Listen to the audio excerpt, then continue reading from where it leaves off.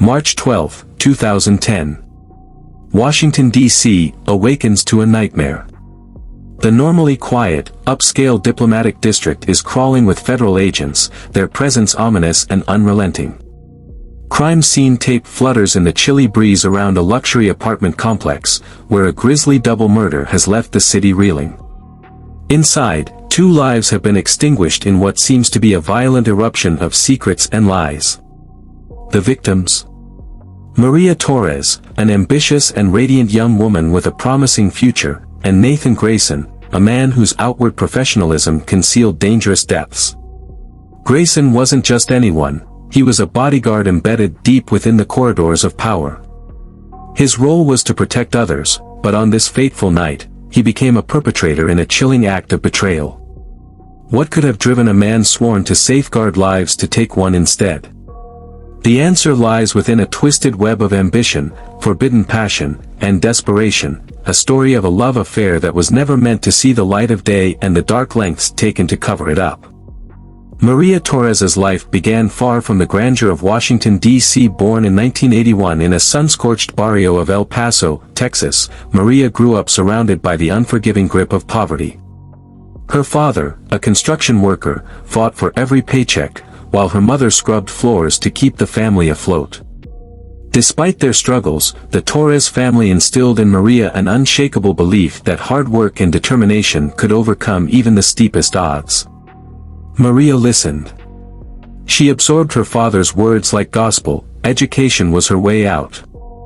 By the time she was a teenager, Maria had become the kind of student teachers dream of. At El Paso High School, she was the girl who sat in the front row, always eager to learn. While her peers spent weekends at the mall or parties, Maria was volunteering at shelters, helping her mother clean homes, and squeezing in extra study time. She carried the weight of her family's hopes on her shoulders, but she never let it slow her down. In 1999, Maria graduated as valedictorian. Determined to pursue a better future, she worked grueling hours in 2 part-time jobs to pay her way through community college. Her journey eventually took her to the University of Texas in Austin, where she majored in public administration. There, she envisioned a life devoted to improving policies and uplifting families like her own. By 2004, Maria walked across the graduation stage, diploma in hand, and her parents' tearful pride in the audience. That summer, she packed up her second-hand car and drove to Washington, D.C., with dreams as big as the Capitol itself. Maria's early days in the city were challenging. The dazzling energy of D.C. could be intoxicating, but for a girl from El Paso, it was a culture shock. She started humbly, taking an entry-level administrative role at a non-profit organization. Her relentless work ethic, however, soon caught the attention of those in power. By 2008, Maria had climbed her way to a prestigious position as a secretary at the U.S. Department of State. Her days were filled with coordinating international summits, managing high-stakes schedules, and working alongside some of the country's top diplomats. Maria's career was ascending rapidly, but her personal life was barren. Late nights in the office left her little time for friends or love, and her small apartment, filled with potted plants, often felt more like a refuge than a home. Nathan Grayson's world could not have been more different. Born in 1968 in Alexandria, Virginia, Nathan grew up in privilege and order. His father, a retired Navy officer, and his mother, a meticulous homemaker, molded him into the epitome of discipline. Nathan excelled in both academics and athletics, his every move guided by a strict sense of duty. After graduating from the University of Virginia in 1990, Nathan's path seemed predestined. By 1994, he had joined the Secret Service, where he quickly built a reputation as a skilled and loyal agent. Nathan thrived under pressure, earning accolades for his ability to manage the chaos of high-profile assignments. By 2010, he was deeply embedded in Washington's elite circles, working as a logistics manager tasked with protecting some of the nation's most influential figures. But behind his sharp suits and calm demeanor lay a man burdened by secrets, a man willing to risk everything for forbidden temptations. Maria and Nathan met under the fluorescent lights of the State Department. On paper, their lives were worlds apart. She was a starry-eyed idealist, he, a hardened professional. But something clicked. Maria, with her relentless optimism and warm presence, softened Nathan's rigid exterior. He, in turn, represented the stability and prestige Maria craved. Their relationship started as stolen glances in crowded hallways, then whispered conversations after hours. But as their connection deepened, the risks multiplied. Nathan was married, and Maria was fiercely protective of her hard-won reputation. To the outside world, they were colleagues at most. Behind closed doors, they were bound by a secret they both knew could destroy them. As their affair intensified, so did the pressure. Nathan's double life began to crack under the strain. His protective instincts, a cornerstone of his career, became warped. The fear of exposure, of losing everything he'd built, consumed him. What began as passion soon turned to paranoia. Nathan's fears led him to a decision that would shatter both their lives. On that fateful March night, the story of Maria Torres and Nathan Grayson came to a bloody and tragic conclusion, as secret love turned deadly. But how did it all unravel? What drove a man sworn to protect into an act of unimaginable betrayal? And how did Maria, a woman who had fought so hard to rise above her circumstances, end up a victim of the very system she sought to change? Stay tuned as we dive deeper into this haunting story of ambition, forbidden love, and the deadly consequences of secrets too dangerous to keep. Nathan Grayson wasn't just acting strange, he was unraveling, and Maria Torres, caught between love and suspicion, was beginning to notice. By the time February 2010 arrived, her unease had evolved into a quiet determination to understand the man she had fallen for. Nathan's distant behavior was no longer something she could ignore. The sleek, unmarked phone she'd spotted during one of their evenings together gnawed at her mind. It didn't belong to a logistics manager, it screamed secrecy, something far beyond the scope of his vague explanations. Hit that subscribe button so you never miss more gripping true crime stories. Turn on the notification bell to stay updated with our daily uploads. Nathan's charm had once been enough to distract Maria from the gaps in his story, but now, her instincts told her otherwise. A locked briefcase, his evasive answers, the phone calls in hushed tones, each piece of the puzzle painted a man living a double life. Maria was no stranger to struggle and deception. Her years of rising through the bureaucratic ranks had sharpened her intuition, and that intuition was screaming at her now. She began to observe him more closely, replaying their conversations in her mind, dissecting his actions. Maria told herself it was just to protect her heart, but deep down, she knew it was more than that. The man she had trusted, who had become her safe harbor in the chaos of Washington, was hiding something that might put her in danger. Nathan, meanwhile, was spiraling. His once flawless ability to compartmentalize his life was slipping away. Maria's presence in his life, while intoxicating, was a liability he hadn't accounted for. His handlers at the agency were pressing him harder than ever. The March diplomatic gala loomed closer, and Viktor Lenko, the target of his mission, was becoming more elusive. Every second spent with Maria was a second lost from the mission, but Nathan couldn't bring himself to let her go. Maria represented something pure, something untainted by the deceit and shadows that defined his life. Yet, even as he sought refuge in her warmth, his paranoia grew. He began to worry that her curiosity could unravel everything. What if she found out about his real job? What if she uncovered the mission? And worse, what if Lenko's network somehow caught wind of her existence? Nathan tried to put distance between them, but it was no use. The connection they shared was too strong, and his need for her companionship was too great. Yet, every moment he spent with her only added another layer of complication to an already volatile situation. By late February, Maria decided she couldn't stay in the dark any longer. If Nathan wouldn't give her answers, she'd find them herself.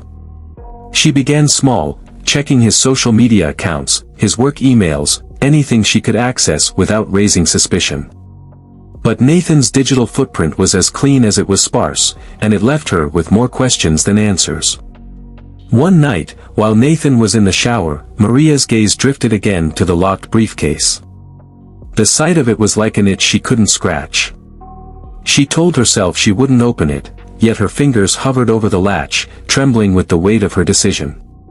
Ultimately, she stepped away, but the briefcase became a symbol of the growing divide between them. It wasn't just an object, it was a barrier to the truth. The second phone proved harder to ignore. One evening, as Nathan took a call in the other room, Maria's curiosity got the better of her.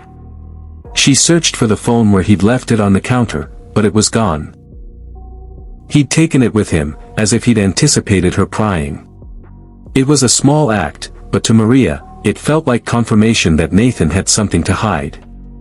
As March approached, Nathan's mission was teetering on the brink of collapse. His superiors had begun to question his reliability. Reports were incomplete, surveillance notes were riddled with inconsistencies, and his focus seemed scattered. They didn't know about Maria, but they could sense something, or someone, was distracting him. Nathan knew the clock was ticking, both for the mission and for his relationship with Maria. Victor Lenko's gala appearance was supposed to be the culmination of nearly a year of work, but Nathan's growing obsession with keeping Maria in the dark was undermining everything. He started making mistakes. He left sensitive documents unsecured, ignored critical protocol, and even missed key updates from his team. The Nathan Grayson who had once been the embodiment of discipline and precision was unraveling, piece by piece.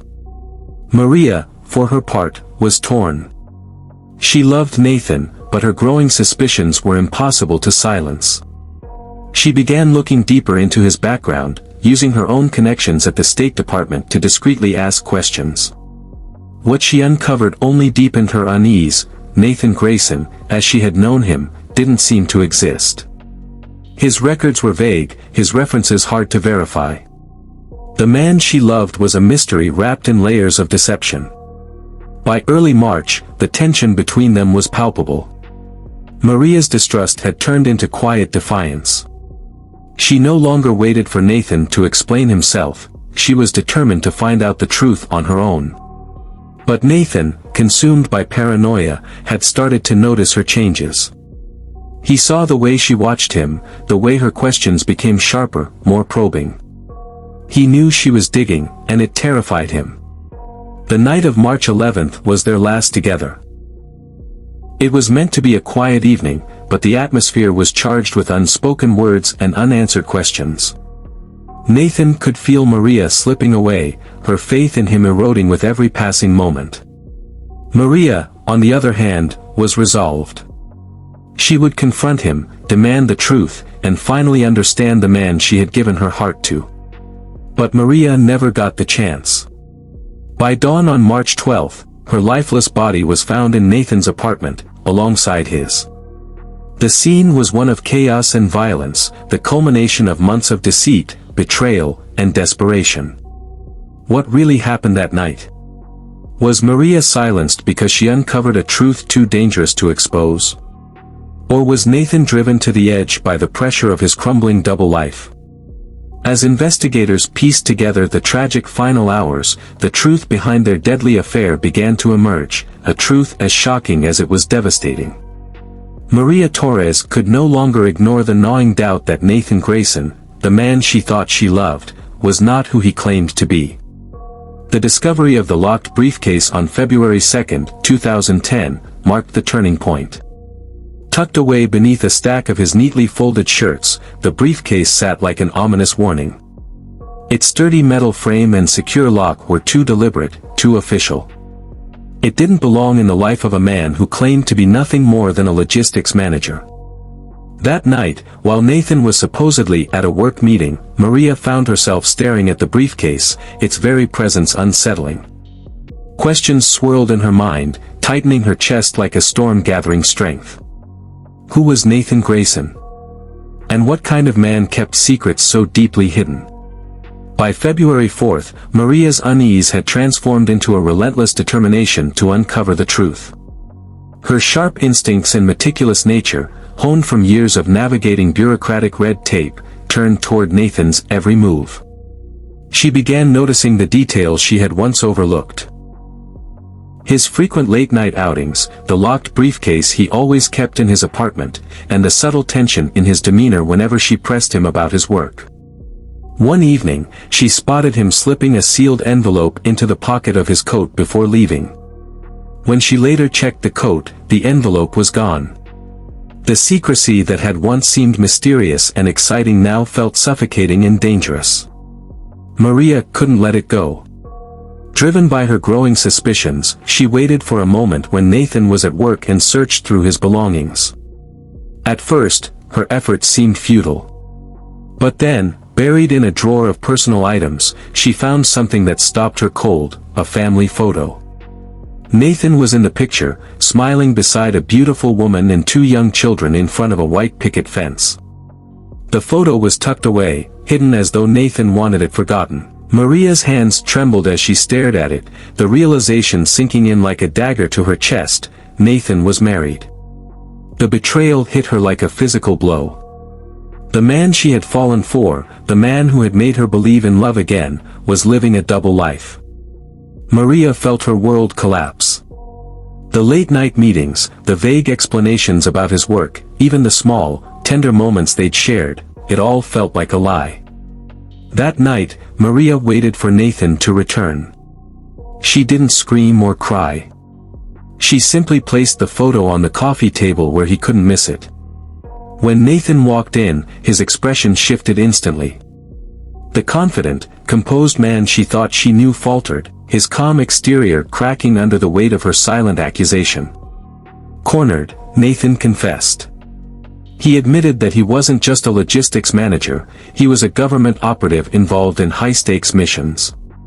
He claimed that his secrecy was to protect her, citing national security as the reason he had withheld the truth. His work, he explained, required discretion, and his marriage was part of the cover. Nathan begged Maria to keep his identity a secret, emphasizing the dangers to both their lives if his role were exposed. But Maria wasn't moved. His confession felt like another manipulation, another half-truth designed to control her. She had trusted him, and he had shattered that trust. By February 10th, Maria's heartbreak began to harden into something darker. The image of Nathan's smiling family haunted her. Every time she closed her eyes, she saw his wife's face, the face of the woman Nathan had chosen to protect while leaving Maria vulnerable and exposed. Resentment bubbled within her, and with each passing day, it grew harder to contain. Maria had never been one to act impulsively. Her success had always been rooted in careful planning, and this situation would be no different. She decided that if Nathan thought he could manipulate her, he was wrong. She wasn't going to be discarded like a pawn in his dangerous game. On February 12th, Maria purchased a digital recorder from an electronics store. Her plan was straightforward: gather evidence. She wasn't sure yet what she'd do with it, but she knew she needed leverage. Over the following days, she began recording her conversations with Nathan. She subtly steered their discussions toward his work, coaxing him into revealing fragments of information. At first, his responses were guarded. But Maria's persistence paid off. She managed to capture cryptic references to surveillance operations, mentions of high-profile diplomats, and even a passing comment about a target who would be attending a gala in March. The pieces didn't form a full picture, but they hinted at a man deeply embedded in a dangerous and covert world. As the days passed, Maria's actions became bolder. She began searching for clues about Nathan's operations, piecing together whatever she could from his cryptic remarks and the scattered fragments of his life. Meanwhile, Nathan started to notice the subtle shifts in her behavior, the way she avoided his touch, the pointed questions she asked, and the occasional flicker of something unreadable in her eyes. Nathan's paranoia began to grow. His work was already fraught with tension as the March gala loomed closer, but now he felt the walls closing in from all sides. His superiors had started to question his commitment, his reports were being scrutinized for inconsistencies, and Maria's presence in his life was becoming increasingly difficult to justify. Maria, too, felt the weight of the game she was playing. She wasn't naive. She knew that if Nathan discovered what she was doing, the consequences could be dire. Yet, she couldn't stop. The betrayal she had felt, the lies, the secrets, fueled her resolve. She wasn't going to let him walk away unscathed. By the end of February, the tension between them was unbearable. Maria's recordings had grown more damning, but they still lacked the full context she needed. She began considering more drastic measures, wondering if she should turn the recordings over to someone, anyone, who could help unravel the truth. But fear held her back. Nathan wasn't just a liar, he was dangerous, and Maria knew she was treading on thin ice. For Nathan, the pressure was reaching a breaking point. His double life, once a source of pride, had become a noose tightening around his neck. Maria's presence, once a sanctuary, now felt like a threat.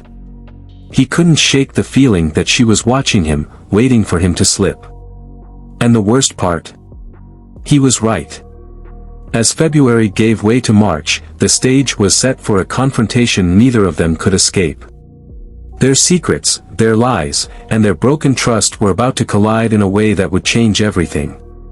The countdown had begun, and the clock was ticking toward a deadly conclusion. March 15, 2010. Maria Torres believed she was finally ready to take her next step. After weeks of quietly recording conversations and compiling evidence, she had gathered enough material to expose Nathan Grayson's double life. That evening, she sat alone in her small, sparsely decorated apartment, her laptop illuminating her determined face. Maria typed out an anonymous letter addressed to a prominent investigative journalist at a major media outlet. In it, she detailed Nathan's covert activities, his lies, and his betrayal. She included snippets of the recordings as proof, encrypting the files for security. Each keystroke felt like an act of defiance, a reclaiming of her shattered dignity. But Maria underestimated the forces she was up against. Unbeknownst to Maria, Nathan's increasingly erratic behavior had already caught the attention of his agency. His frequent absences, inconsistent reports, and lack of focus had not gone unnoticed. Weeks earlier, Nathan's superiors had flagged him for investigation, suspecting that something, or someone, was interfering with his mission. When inquiries into Nathan's personal life revealed that Maria had been discreetly asking questions about him, the agency's suspicions shifted to her. For the Secret Service, Maria Torres was no longer just a civilian, she was a liability. Her actions, though seemingly personal, posed a potential threat to national security. The recordings she possessed could jeopardize not only Nathan's career but an ongoing, high-stakes operation involving international espionage. The agency moved quickly, initiating surveillance on Maria to assess the extent of the risk she posed. Nathan, now aware that Maria was digging into his life, was consumed by panic. He wasn't just facing the collapse of his career, he was staring down the barrel of exposure that could ruin his family and destroy years of covert work. Maria's determination to expose him wasn't just an act of betrayal, it was a ticking time bomb that could detonate everything he had worked to protect. Maria, oblivious to the surveillance closing in around her, spent the days leading up to March 5 consumed by her mission.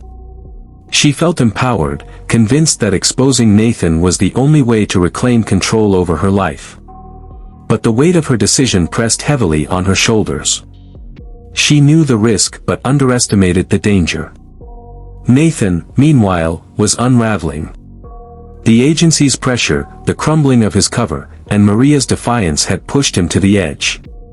He had tried to reason with her, to explain the stakes, but Maria's resolve only seemed to harden. For Nathan, the line between love and resentment blurred, and his once calculated demeanor began to give way to desperation. At 11:45 p.m., the upscale Washington, D.C., apartment building where Maria lived erupted in panic. A gunshot shattered the stillness of the night, sending neighbors scrambling from their beds. Moments before, residents had heard raised voices coming from Maria's apartment. Her voice, usually calm and composed, was frantic and pleading. The male voice that responded was colder, its tone steady but seething with anger. The argument escalated for several minutes before the gunshots silenced everything. When neighbors peered into the hallway, they saw Maria's door slightly ajar, the light spilling into the dim corridor. Several called 911, reporting the sounds of a disturbance. Police arrived at 11:55 p.m. to a scene that was both chilling and perplexing. Maria Torres lay lifeless on the living room floor, a single gunshot wound to her chest. Her hand was outstretched toward her shattered phone, as if she had been trying to grab it in her final moments. Blood pooled beneath her, soaking into the plush beige carpet. The apartment bore signs of a struggle. A coffee table was overturned, and papers were scattered across the room. Yet, the space was eerily tidy, as though the chaos had been contained to a single, violent moment. Hit that subscribe button so you never miss more gripping true crime stories. Turn on the notification bell to stay updated with our daily uploads. Just 2 blocks away, another grim discovery unfolded. At 12:15 a.m., a patrol officer spotted a car parked haphazardly by the curb, its engine still running. The headlights illuminated the street in an eerie glow. Inside, Nathan Grayson sat slumped in the driver's seat, his service weapon loosely in his hand. A gunshot wound to his temple told a devastating story. To the officer, it appeared to be a clear-cut case of guilt and despair. A lover consumed by jealousy had taken his own life after committing murder. But as investigators began piecing together the events of the night, it became evident that the truth was far more complex. By dawn on March 6, detectives from the D.C. Metro Police had taken over both crime scenes. At first glance, the narrative seemed simple. A passionate affair turned deadly, ending in a murder-suicide. But as investigators dug deeper, inconsistencies emerged. In Maria's apartment, detectives found encrypted emails on her laptop. The drafts hinted at her plan to expose Nathan, painting a picture of a woman determined to seek justice. The emails mentioned recordings, evidence she believed would validate her claims. Though Maria's phone was shattered, forensic specialists managed to recover fragments of audio files. The recordings revealed a chilling narrative. In the days leading up to her death, Maria had captured conversations with Nathan. His voice, once calm and composed, was filled with desperation. He pleaded with her to stop, warning her of the dangers she was courting. "You don't understand what you're doing," he had said in one recording. "You're putting both of us in danger." But there was more. One fragment caught Nathan's voice breaking with frustration and fury. "If you expose me, you'll ruin everything. Do you understand what's at stake?" The recordings painted a man trapped between his crumbling world and a woman determined to reveal the truth, no matter the cost. As investigators reconstructed the timeline, they realized that the confrontation in Maria's apartment had not been as straightforward as it seemed. Maria's refusal to back down had pushed Nathan to a breaking point. He had tried to silence her, to take back control of the situation, but in the heat of the moment, everything spiraled out of control. The evidence painted a grim picture of 2 lives destroyed by betrayal, ambition, and desperation. Maria Torres, a woman who had fought tirelessly for a better life, had become collateral damage in a deadly game of secrets. Nathan Grayson, the man sworn to protect, had become the ultimate betrayer, consumed by the very lies he had built his life upon. As the media descended on the case, the story of Maria and Nathan became a cautionary tale of love, deceit, and the devastating consequences of living a double life. But for those who knew them, it was a tragedy that would haunt them forever, a reminder that in a world of secrets, the truth always comes at a cost. The investigation into Maria Torres's and Nathan Grayson's deaths took a dramatic and unsettling turn. At precisely 3 p.m., a high-ranking agent from the Secret Service arrived at the precinct, his presence sending a chill through the detectives working the case. He was calm but authoritative, carrying an air of finality as he demanded that all evidence related to the case, emails, recordings, and even preliminary forensic reports, be handed over immediately. The agent cited national security as his reason and made it clear that the investigation was no longer under local jurisdiction. Within hours, the case was classified. The detectives who had meticulously combed through evidence, pieced together timelines, and interviewed witnesses were abruptly sidelined. Questions hung in the air like smoke. Why would the Secret Service intervene in what appeared to be a domestic homicide? And more disturbingly, what were they trying to hide? By March 15, the narrative took another shocking twist. Ballistics reports revealed that the bullet casing recovered from Maria's apartment did not match Nathan's service weapon. For detectives already skeptical about the rushed conclusions, this was a bombshell. If Nathan hadn't fired the fatal shot, then who had? Surveillance footage from the night of March 5 provided the first real clue. A grainy clip from a nearby traffic camera captured an unmarked black SUV parked near Maria's building just minutes before the gunshot was reported. The vehicle was traced back to a fleet managed by the Secret Service's Covert Operations Division. The implications were chilling. This was no crime of passion, it was an orchestrated hit. Nathan's death, initially written off as a guilt-ridden suicide, was re-examined in light of this new evidence. Forensic analysis of his car revealed inconsistencies in the supposed suicide. The angle of the gunshot wound and the positioning of the weapon in his hand were inconsistent with self-inflicted harm. Nathan Grayson, it seemed, had not taken his own life, he had been executed. The emerging picture was grim. Both Maria and Nathan had been silenced, not out of emotion or desperation but as part of a calculated effort to protect secrets that went far beyond their doomed relationship. In the days that followed, whispers of a cover-up began to spread. Rumors of Nathan's covert activities and Maria's discovery of classified information started to reach investigative journalists. On March 20, an anonymous whistleblower from within the agency leaked damning details to a prominent reporter. The subsequent article was a bombshell that reverberated across the nation. The Secret Service had deemed Maria Torres a threat to national security after learning of her plans to expose Nathan's double life. What Maria had not fully understood was that Nathan's work wasn't limited to protecting high-profile individuals, he was deeply involved in an operation to dismantle a foreign intelligence network. Her recordings and emails, though personal in nature, had inadvertently uncovered details of a mission critical to U.S. interests.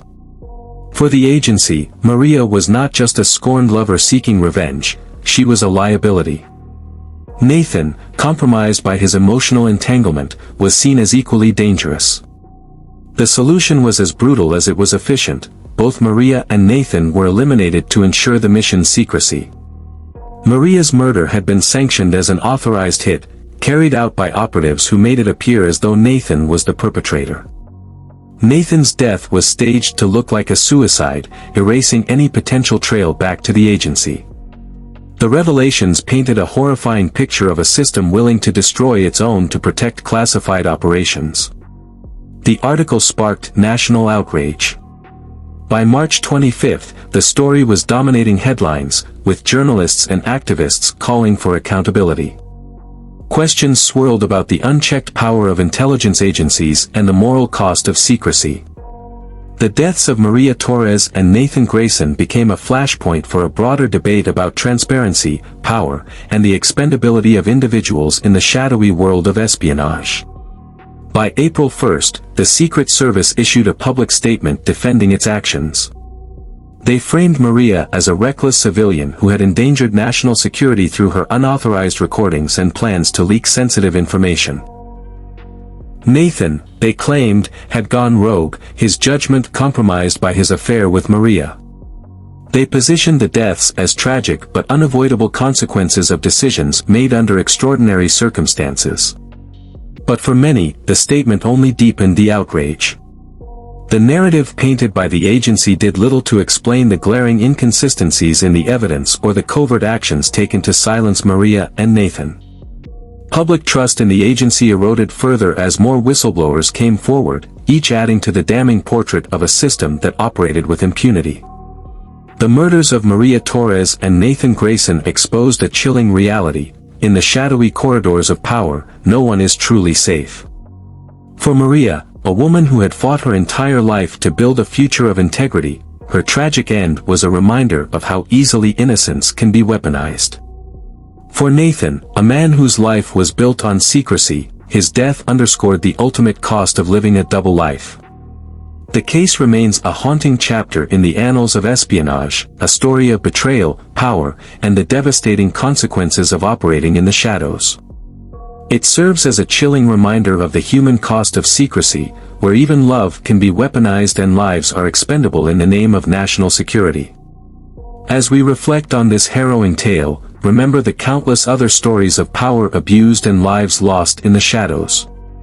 Don't forget to like, subscribe, and turn on notifications so you never miss updates on more gripping true crime cases.